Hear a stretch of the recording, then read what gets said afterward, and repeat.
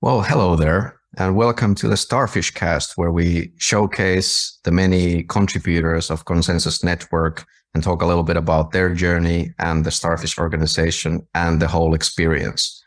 My name is Nico. I'm going to be your host, and today we have Edward or Ed here with us, sharing his story. Ed, how are you? I'm good, thank you.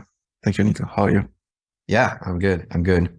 Recently, a lot of work as usual, a lot of things to do for the company. I'm currently working with the French team on Book of Satoshi, Right. on Block Size War, and also on the unused book, Bitcoin Essential Concept. So a lot of things coming up in the next months. That's pretty cool. Yeah. Yeah, I'm also excited to see Knut's new book, Praxeology, and then there's another big new release, Abundance Through Scarcity by Yoni Appleberg. Two original English releases this year. Really looking forward to getting those translated as well. I think they're going to be big. So for everybody who doesn't know Ed yet, maybe you've run into him in some of the Telegram groups. He's helping me co-manage the company with Thibaut. Thibaut was in the previous episode. And really indispensable cog in the Starfish machine. So yeah, thank you for that, Ed. And maybe can you tell the viewers a little bit about your journey? How did you get involved? How did you get interested in Bitcoin in the first place? And then maybe talk about your experience. You want me to start with the Bitcoin rabbit hole story? Yeah. Yeah, so I first heard about Bitcoin when I was at university. I was like a license, what do you call, a bachelor degree about finance. And a friend of mine was discovered this weird website where I could buy stuff online with this magic internet money. So he showed me that, and I was a bit surprised that you could find such things online, and how this even money worked was really unclear to me. So that was my first touch point with Bitcoin. 2015, I guess. Yeah, I just looked into it. I got interested, and I was doing some research because obviously it was like kind of overlapping with my university studies, as I was in economics and finance. So I did some research and I got interested in the topic of money. During my master degrees, I did some like research about what is money, when I wasn't doing my master's degrees, I had to do like a 6 months internship, and as well I had to do like a 6 months research about any topic that I would like to study about. And so I did 6 months internship in a startup that was trying to monetize gold. Basically, they would take your fiat money, your euros. They would buy gold, deposit into gold vaults, I guess, and give you some kind of token that you could exchange with friends and family. I was very eager to understand why those people trying to monetize gold again. How was euros working? How was this whole thing, the money machine working day to day? So I read a few books about it, and I got really interested, and I obviously came to Bitcoin, and I started to do some research on it, read. I think I came to the conclusion that Bitcoin was probably the future of money. So I'm glad my friend introduced me to all those topics, and at the time I was a student, so I didn't really understand all the implication of this. So, but I'm glad I did buy some at that time. And then at the end of my master's degree, I took a year off. I went traveling on my own, backpacking. So I kind of dropped all my interest about finance and economics for quite a long time. And eventually when I came back, I took I started my career as a financial consultant for a small firm. And slowly but surely I got the interest about Bitcoin back growing again until someone showed me the Bitcoin Standard book. And when I read it, I think it was in 2019, that's when my interest to Bitcoin came back in full.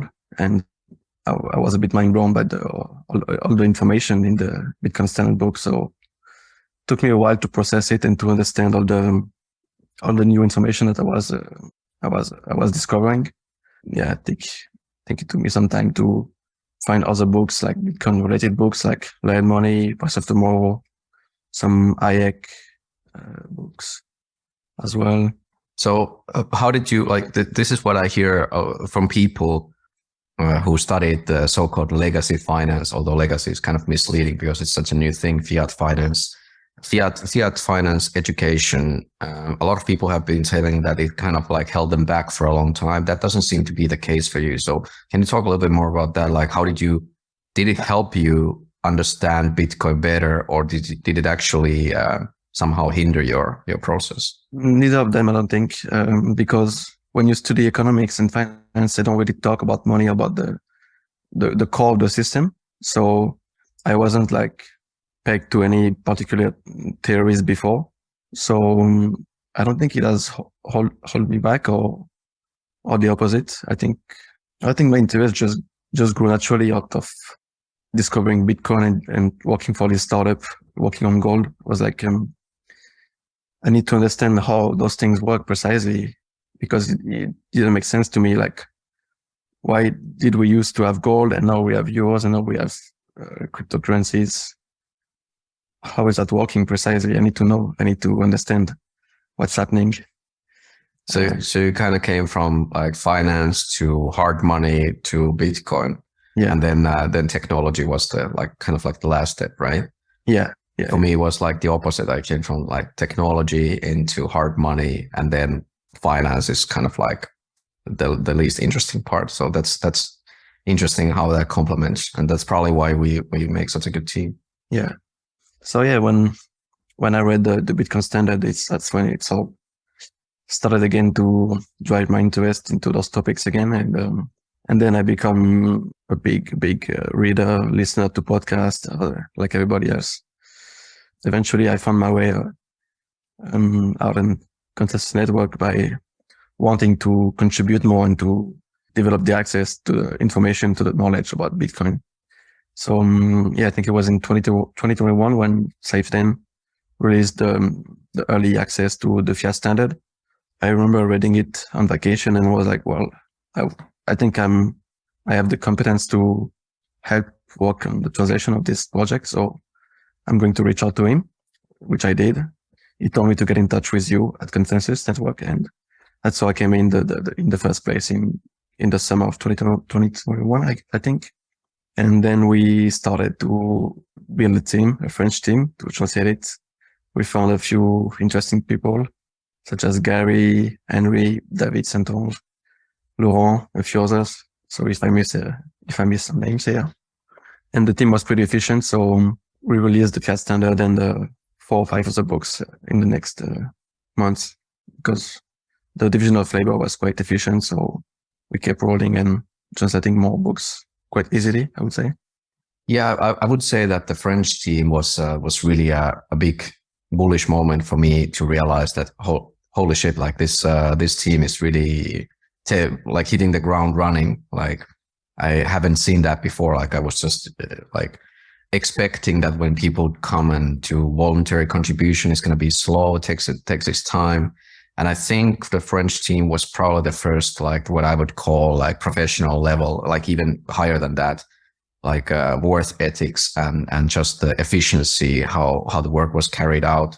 I was really impressed by that. And you were leading that team kind of at that point, and that's how you started getting more involved, I guess. Yeah. I was also pretty surprised at how much books we were able to publish in less than a year or so. So that was surprising to me too, because I never worked on translating or editing before. So it was pretty much new to me. I knew nothing about publishing before. I barely translated a few articles for myself or for friends. So, but yeah, it worked out nicely. And it's true that the team was pretty efficient and pretty like high level, even though we were not like professional translator. I think we're just good at just being serious and about what we do. Yeah, this is something that I talk about all the time. Like, we don't use professional translators for the reason that I don't think they can match our quality, and certainly they can't match our pricing, because we don't really everybody's working on voluntary basis, and that's precisely the strength of it. Because then you kind of have to, like, you don't have to have the monetary incentive to do the work, because you just simply want to do it and you want to do your best. And I think that's the source of the quality and efficiency of the teams. And it's just a side of beauty, really. And you mentioned Saifedean. Everybody almost who like most of the people who came in had the same route. And huge shout out to Saifedean for directing all these people to me, because this is how we kind of grew all these teams and these fundamental members of each language team. Now we have like a team of maybe 10 or more people in each language region, and they all came one way or another, usually by reference, because they contacted the author, and then the author directed them my way, or the Konsensus way. And yeah, I mean, we don't recruit anybody. People just come in and flock in and build their own teams and start working. And it's just, wow, never experienced this in my fiat life. It's amazing. Yeah, it's true. And for the quality, yeah, you're right. Like, the people are not here for earnings or anything like that. It's more like they want the book being like translated into high quality, so they can show it to their family or to their friends, and be sure that we'll find the good information, and not the, like, when you compare that, like, our books to traditional media or stuff like that, you feel like the gap is pretty wide in terms of knowledge and information. What I wanted to do is to, like, close that gap, if I could, by getting the good information that I found available to people. That's what I'm trying to do. Yeah, I think overall, the gap in the quality of information between the English speaking world and all the other countries is maybe a bit too big.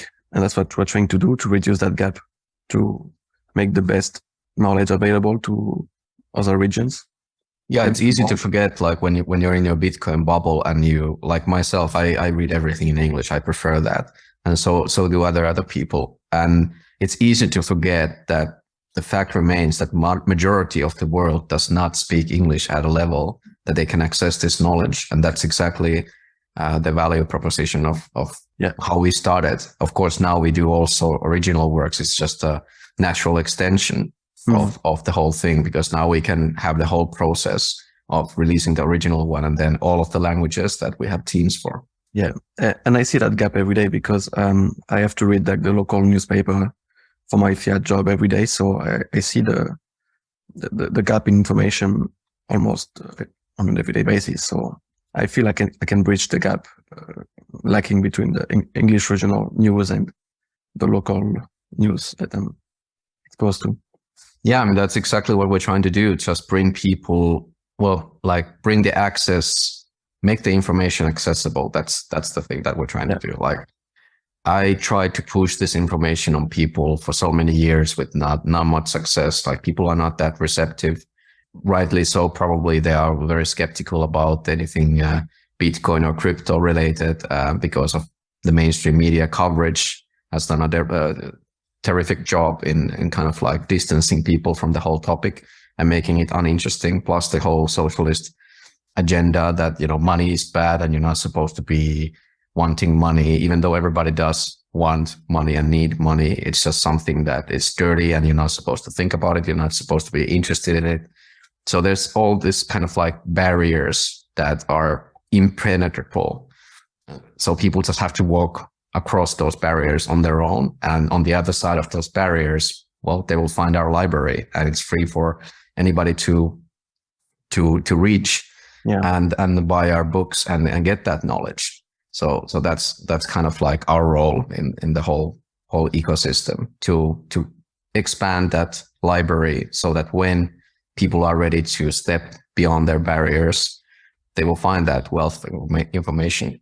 Yeah, but we must reckon that it's not easy to come to this realization yourself or by reading. It takes a long time to change your mind and get used to new information and new knowledge that challenge what you think you know. So it's a long way for anybody to come to Bitcoin, but it's certainly not helping that the mainstream media is holding back that much and presenting Bitcoin like being such a bad thing. Usually unfortunately, it takes some really bad events for people to realize that we need a alternative. Like, as long as things are relatively good, people are kind of reluctant to change anything, to rock the boat, so to speak. So that's understandable. And it takes a special and curious mind to see that beforehand. Yeah. And we see this all the time in the less fortunate countries that we call the third world countries from our ivory towers perspective, in the so-called first world countries, where things are still relatively well. You know, countries like Venezuela, for example, with severe hyperinflation, where people are actually unbearable suffering is existing in people's everyday life. So it's much easier for people like that to seek for alternatives than for us. Yeah, definitely. And sometimes I look back at my own like past, and I see that even for me, it took a long time to understand and to read and to process all this information about money, about the state, about capitalism. So you can't really expect people to get it faster that we did, but we can certainly try to help, and that's what we're trying to do by making those books and knowledge available when they want it to access. It's going to be there for them. Yeah, exactly. And books are going to be, once the books are out of the printing machine and in the hands of people, they are in the world. Like they're going to live on their own life, and I think it's a very valuable service that we can provide for the world. That even if something happens to us, the books are still going to be, the information is still going to be there, and that's something that makes me extremely happy. Can you talk a little bit more about your specific role in Konsensus, just to let the viewers know what you actually do day to day, and how is the experience working in a Starfish organization? Sure. So, well, first, I think I manage the French team, so I oversee the French project that we have.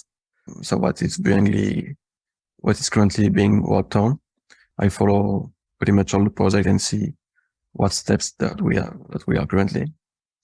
And then I help you and Thibaut manage the day-to-day operation. So the distribution, I would say, I follow closely the distribution center that we have. So how much books do we keep? If the orders has been fulfilled properly by the distributor and such. I would say some like accounting and financing. So I also help on this side by keeping an eye and making sure that the company is staying healthy and sustainable, because it's pretty easy to misstep when you don't follow closely your numbers. Yeah, so I help you writing and signing contracts with others and with every other party that we could have, like distributors, other publishers. What else am I doing every day? I think I log in into I log in into Telegram, and I read the hundred of messages that I have every day, daily basis. So that takes a long time to discuss.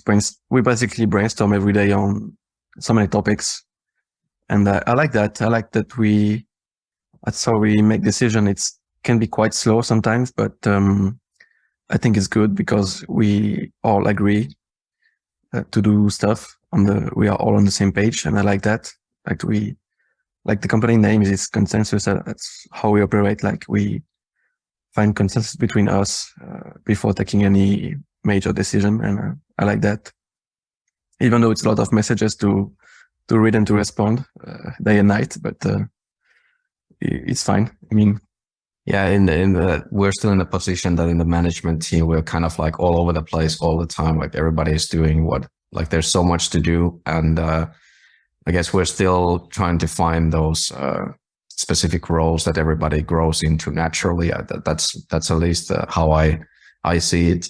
And I see, fortunately for my time usage, is that you and Thibaut and other people are starting to take on more. So that means I don't have to be aware of everything that is going on all the time. I don't have to have a hand in every single decision necessarily.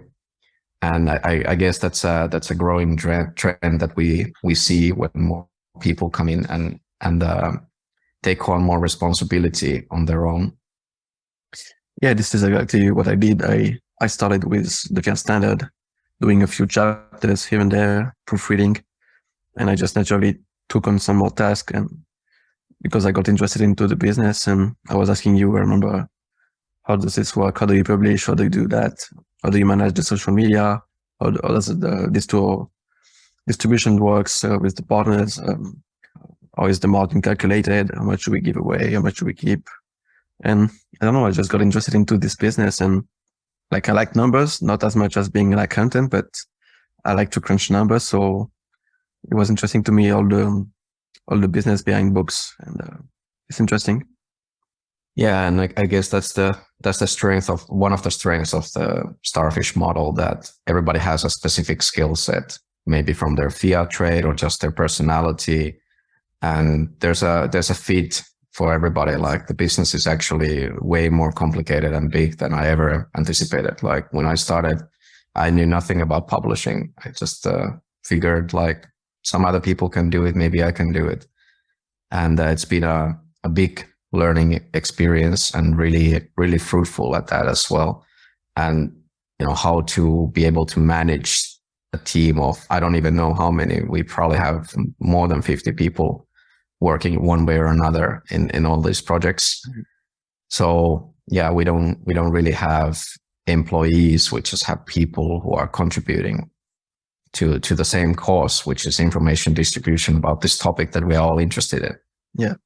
And the publishing business is interesting. I mean, I don't think it's like a really profitable business. Like it's not a technology business or a software business, but when you when you love your product, it's so easy to get to fall in love with your company and to dedicate plenty of hours. That's what happened to me. And I need to mention, like when I was traveling, I love traveling, so I was like, I would like to have a job where I could work remotely on languages, because I like languages. I like to talk with people in English, in Spanish, in French, and such. And so I was like, I would like to have a job in translation, traveling remotely, etc., etc. And I could never point what this business would like. But when I found Konsensus, I was like, oh, this is it. This is the thing I had in my mind, but I couldn't find it. Here it is for me. So it was just very natural for me to join and to dedicate more time. Yeah, I found that amazing. Like that's what internet did to entrepreneurship. Like our main office is in Telegram, like actually, and we literally have people all around the world working on these projects. And I mean, we don't have headquarters. We don't have those expenses that maybe traditional publishing houses do. As you said, it's not the most sexy and profitable business model necessarily. But that being said, it's also a stable one. Like if you think about books and the Lindy effect that books have, like books are more or less forever. Like that's like we're solidifying the information in several languages and making the information immortal to some extent.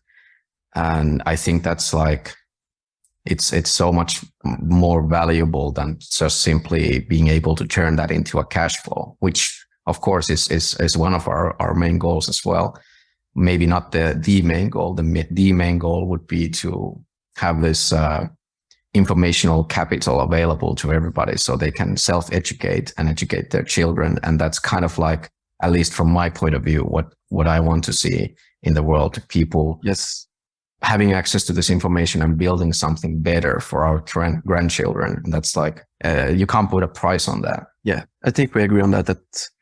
On the fact that information and cultural capital is superior to monetary capital. It's a piece that I love in the book Bitcoin is Venice. It's a section about the Medicis, the Italian family of bankers, and the banking business was really profitable, and the best investment they could find is to dedicate this money, this extra capital that they had, into art, into building churches and financing artists and culture. And I think I would like to think that we are doing the same thing, like transforming monetary capital into cultural and informational capital, which is more valuable, I would say. That's a great way to put it. Yeah. And I completely agree. And yeah, You mentioned Bitcoin is Venice. Do you have any other, what are your favorite books at the moment? I can say the most recent one that I read was Alex Gladstein, Check Your Financial Privilege. This one was really interesting. It was like telling story about people around the world in emerging countries or underdeveloped countries that were using Bitcoin to survive on a daily basis. And like you mentioned before, I think it's easy to forget that we have like a good life. Basically, we can access a banking system that is still working and still doing okay for us. But most people don't have that chance, that luxury. So it's good that they have a tool to escape that craziness and being able to transact with other people. And it's good to have some wake up call like that we are not alone, and we need to think about other people as well, and to try to help them by developing Bitcoin use case in those countries. So that was interesting point of view to have. It's a good reminder, basically. And yeah, I also saw recently someone saying that we should stop pushing Bitcoin for like boomers in developed countries because it's not working, and we should instead like focus on people who actually need it for the daily life. And I think it's also a good point. Maybe we should put more effort into that, or maybe speed up the adoption and make the point that Bitcoin is valuable to other people in the world. Yeah, it's difficult to convince somebody who doesn't understand what could possibly be better in their life, that they need an alternative. So it's much easier to convince people who are actually in a dire need of monetary services that, hey, here's an open system that you can just use without any permission. It's a much easier sale, so to speak. Yeah, and going back to the books, like I mostly read like economics books or financial books. I'm not really read our fiction or other stories.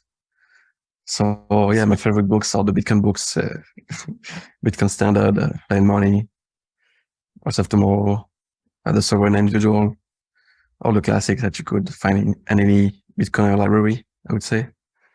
Yeah. And I guess you read some Austrian economics books as well. Yeah, Hayek, a bit of Rothbard. Maybe I should mention the first French liberal, Bastia. Mm-hmm. Frédéric Bastia. I like this guy. And this is interesting to see that like his ideas were pretty, they go back a long way, like to 1860, I think. And it's sad that they haven't been developed more. I would like to see more people reading and getting interested in those topics of money, of capitalism, of like helping each other, basically. So, is there any books that specifically you think are going to help us reach that goal? Well, I think going to the books like economics books or books about money are not for everyone, because I tried that with my friends and family, and the results not so great. Like I think you can say the same thing. Like you give away Bitcoin Standard or such books, and you don't really get the feedback that you hope for.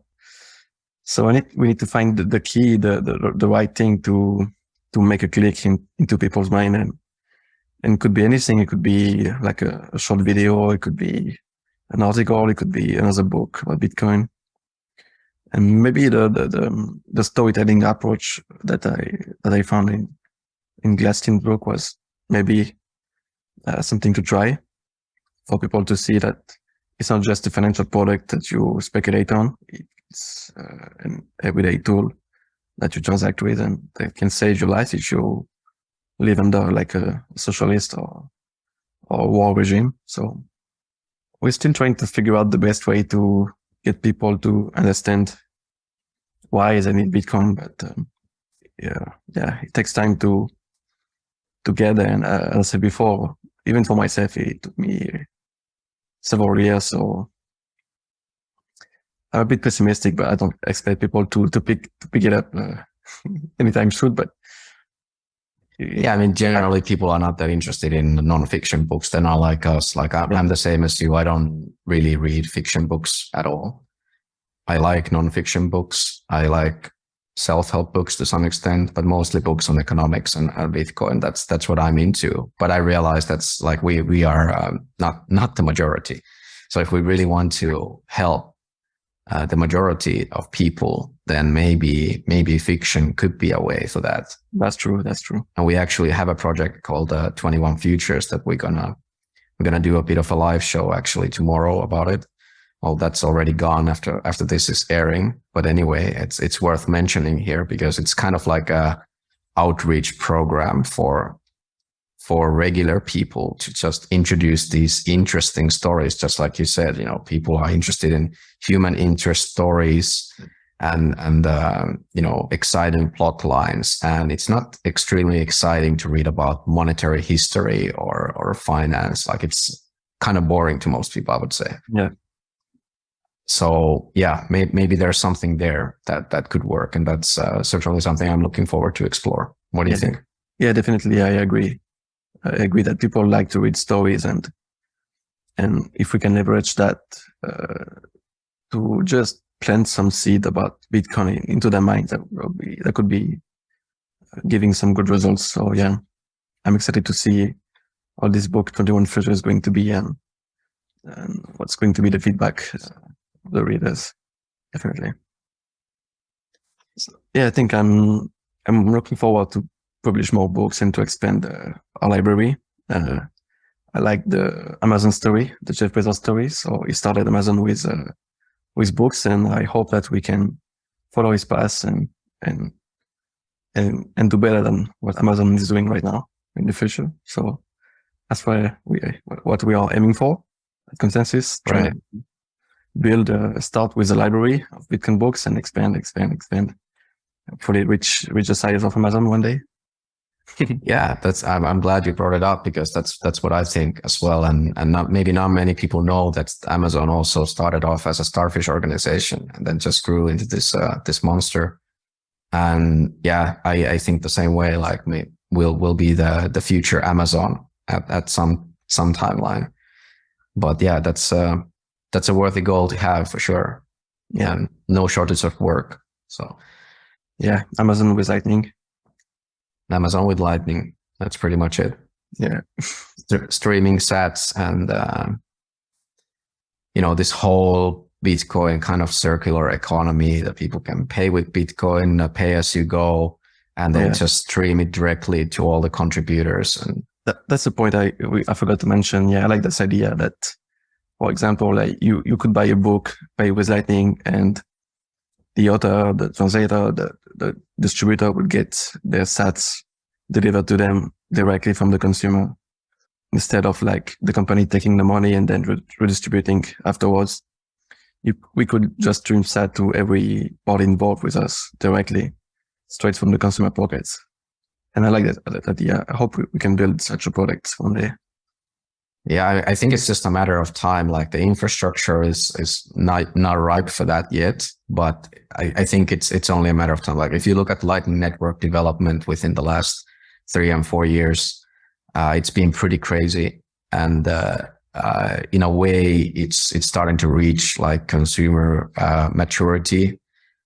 We're still a far cry from a global adoption of Lightning Network or Bitcoin for that matter. Like people keep saying like, oh, nobody uses Bitcoin, and they are right. Like if you look at the statistics, maybe in our shops, the statistics say that every third person uses Bitcoin, but we are a Bitcoin publishing company and our main customers are Bitcoiners already. So it can't really, like, we don't have the data of the whole world. And I suspect that it's quite fringe on top of fringe still. Like we're publishing fringe books, selling them for fringe money that nobody uses and telling about topics that nobody reads in languages that nobody uses. So, yeah. I mean, there's the work is cut out for us, but it's been growing nicely, and I'm very bullish about the future. Even at our little scale, we are able to build this little online circular economy in Bitcoin, and I like that. I like the fact that we are able to do that, and it will grow in the future. I'm confident. Yeah. I mean, small things like, for example, let's say somebody goes to our website and uses Lightning Bitcoin to buy a book. It goes to our node, the funds from one of the channels that are connected to us will transmit the sats into the balance of our end of the node. And then let's say that we have a freelancer who did some work for us and we want to pay them. We can then use those same sats to just bounce them to the other end of the channel. And kind of like, that's how Lightning Network works. It's just these small bridges between nodes. So we can just go back and forth and transmit value like that. And it's just, I wish more people knew about this, and I guess they will in time. Yeah, but we just need to build something. We just need to build something better than that, something that is already existing. And I think we're starting to get there. Like Bitcoin already offers a superior customer service in the checkout, for example. Like it's so easy. When the Lightning channels are properly balanced and there's enough inbound liquidity, then we haven't had any problems within the last year or so that we had our PTC Pay server up and running. And that's something that people compliment us on all the time. So it's just, you go to the shop, put it in the basket, choose Bitcoin as your payment method, get a QR code, scan it with your wallet, bang, done. Yeah. And it's like, you don't have that experience in anything else. No, but it's true. But remember that, like, even if you have a superior technology or superior product, it still takes time and energy to scale it and to make it available. And going back to the Amazon example, even for them, they had like a long runway to get the place they are today. Oh, absolutely. Yeah. I mean, going back to our bubble, within our bubble, everything works perfectly. And, in theory, we could adopt the Bitcoin standard anytime now, but it's going to be a while. And it is. But I think it's a worthy hill to fight for and die for. And it's exciting to work on developing new stuff and new technology and changing the world. So I like that. Me too. That's what we're here for. Yeah. All right, Ed, it's been a pleasure. Can you just tell everybody where to reach you if they want to talk to you directly or? Sure, they can reach me at Edouard _KNW on Twitter or Edouard at konsensus.network by mail. Excellent. Thank you so much, Ed. And thank you, viewers and listeners. This has been the Starfish Cast. My name is Nico, and look forward to the next episode, I guess. Thank you, Nico. See you soon. See ya.